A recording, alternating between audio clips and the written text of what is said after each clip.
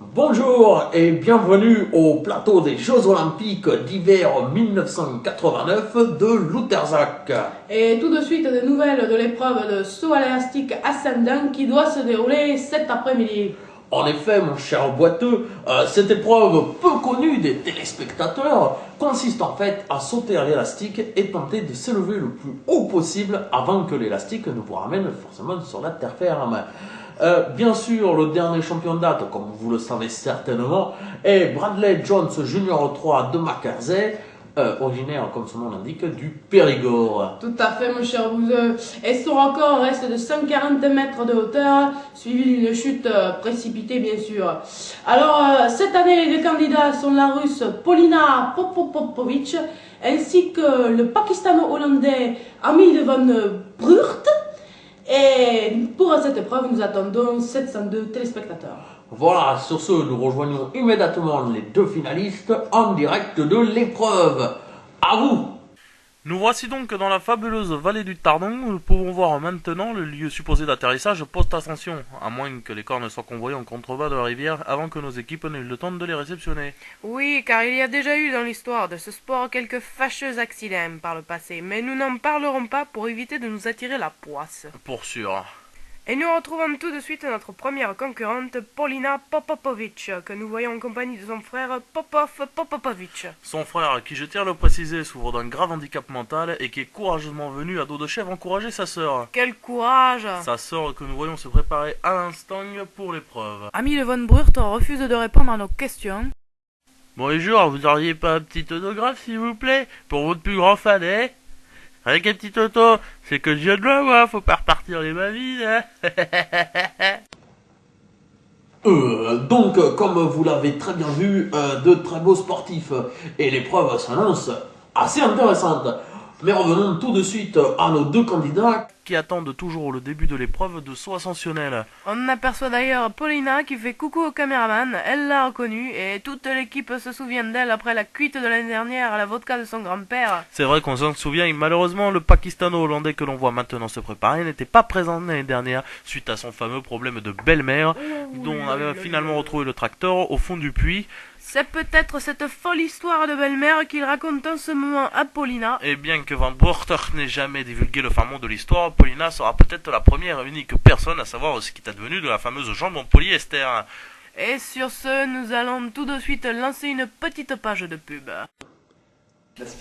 Moi, comme ma femme est chez le coiffeur, j'aime boire une bonne bière.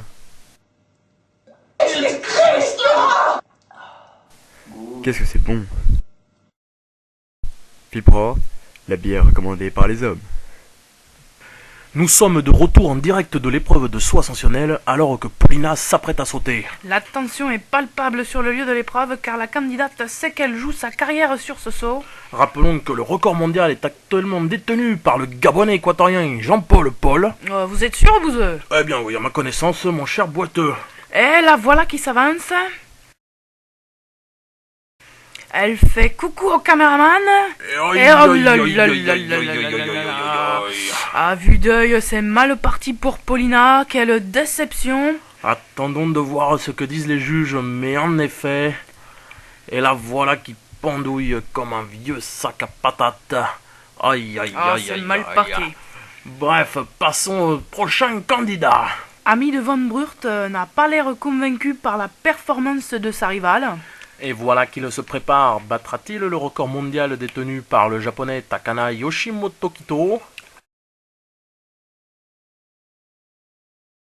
En tout cas, il s'avance. Il a l'air moins sûr de lui et... C'est encore pire que Polina. Quelle déception. Ouais, oui, mon cher boiteux, mais attendons tout de même le résultat juste après une petite page de pub. Moi, quand mon mari est chez le coiffeur, je prends le temps pour une bonne bière Vitevrouwen.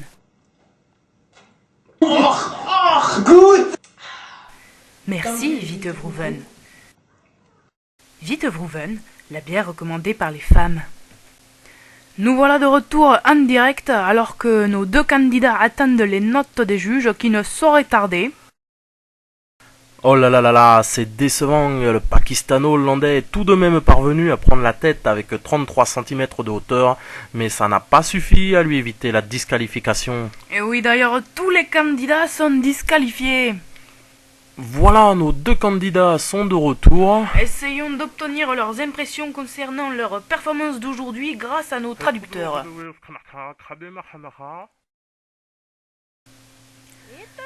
Je suis déçu, mais au moins maintenant c'est l'heure de la vodka. Je n'ai pas compris ce qui s'est passé.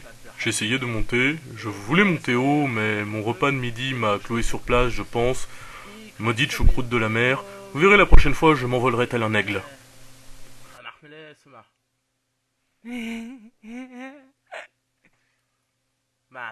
Oh, et puis... Et c'est ainsi que se termine cette épreuve de saut ascensionnel. Malheureusement, comme vous l'aurez compris, il n'y aura pas de vainqueur cette année car aucun des deux candidats n'aura réussi à faire le saut minimal de hauteur de 2 mètres. Tout à fait, mon cher Bouzeux. Et d'ailleurs, on a bien vu que le candidat Ami de Van Brucht a très mal pris cette défaite. Heureusement, on peut toujours compter sur Paulina pour égayer la soirée avec la vodka de son père. Voilà, et en parlant de ça, nous allons immédiatement rendre l'antenne. Nous vous souhaitons à tous une bonne soirée. Au revoir.